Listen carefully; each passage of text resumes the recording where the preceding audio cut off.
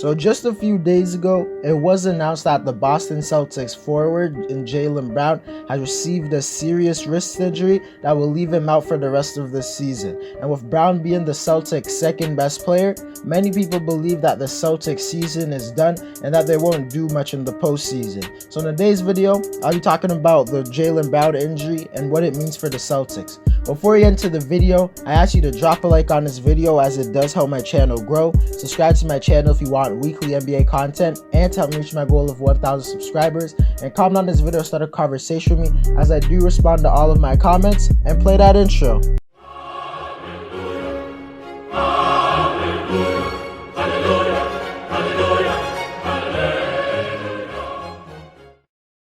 The Celtics losing Brown is a really bad thing, because you have to remember that Brown has played at an all-star level this season, and there was even people who thought he should be an all-star starter. Because don't forget, this season Brown was averaging 24 points, 6 rebounds, and 3 assists while shooting a very impressive and efficient 48% from the field and 39% from 3. Those are straight up some elite numbers.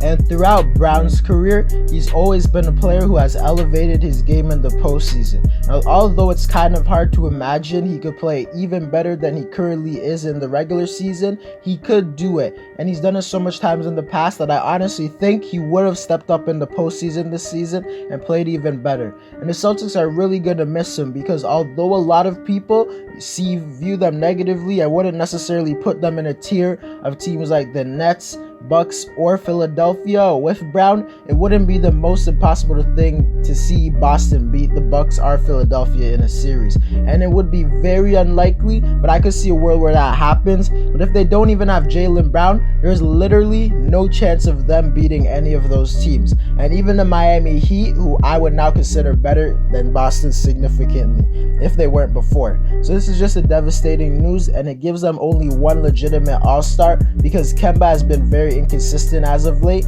but hopefully he can play good and go into the playoffs. But even if Kemba somehow gets back to his Hornets days and plays great, this team is still not going far, because they're a very top-heavy team that depends on a lot of their 5 or 6 best players. And losing Jaylen Brown took a major hit to their roster, because outside of those guys, the rest of the roster is pretty weak.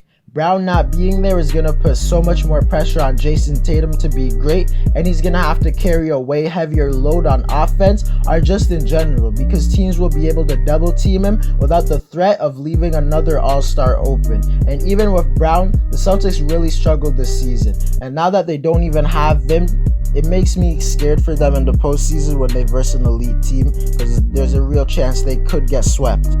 At the making of this video, the Celtics are currently the 7th seed in the Eastern Conference, and it's looking like they're going to stay in that position, because the Miami Heat are 2 games ahead of them, and there's very few games left in the season, and the 8th seeded Charlotte Hornets are 2 games behind the Celtics. So it looks like Boston's going to be in the play-in tournament, and they're going to be the 7th seed, and that means they're probably going to verse the Hornets in their first play-in game. And I actually think that's a very winnable matchup, because even without Brown, I think the Celtics are clearly a better team than the Hornets.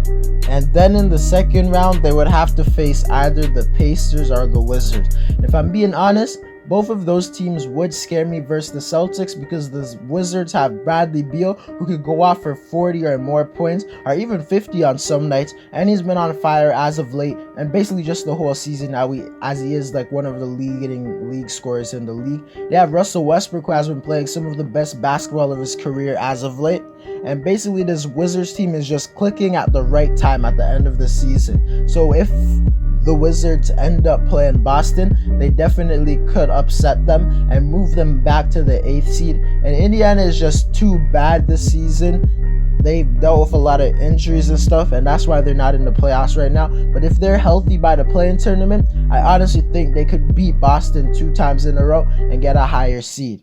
But nonetheless, I don't think Boston's missing the playoffs this season. But even when they do make the playoffs, they're gonna lose in the first round to the Bucks or the Nets. And I honestly think with Brown, Boston could have gave those teams a bit of a fight or a scare by pushing it to 6 or maybe even 7 games. But if you don't have a guy as good as Jaylen Brown on a team that has terrible depth, I'm not going to take Boston to win even one game in some series. So I honestly think they will either get swept or gentlemen swept.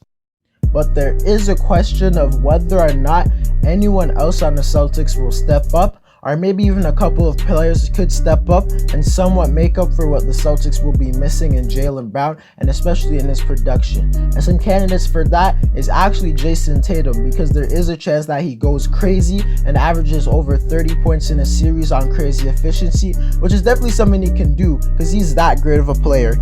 But if we're being honest, even that wouldn't be enough against the Bucks, Nets, or the Philadelphia 76ers, because all those teams have a guy who can go and stay right on pace with Tatum. And the Nets actually have 3 of those guys. So I don't know if that would be enough. But if Kemba Walker could turn back into his prime self and average over 25 points like he did in Charlotte and be consistent, I still don't even think that would be enough. And they would need their bench players to really step up and hit their shots. Guys like Marcus Smart would have to play good, Peyton Pritchard. Evan Fournier is a guy who I think could really step up in the postseason, help the Celtics make the games interesting and help them compete. Or you could absolutely choke and cost them the series and then be hated by all Boston fans. But even if that happened, there's a little bit of a chance that the Celtics beat the Bucks or the Nets. And that just shows how much of an underdog they are right now and how likely it is that they won't go far in the postseason this season. It's honestly sad that one player and one unfortunate injury can ruin a whole team's season. And even from the beginning of the season, it just seemed like a not good season for the Celtics. And this is a pretty disappointing ending, and I'm not even a Celtics fan. Anyways, guys, that's it for the video. Let me know if you agree or disagree with what I said in this video.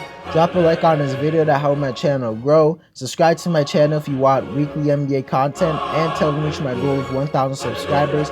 And comment on this video to start a conversation, as I do respond to all comments. And I'm out.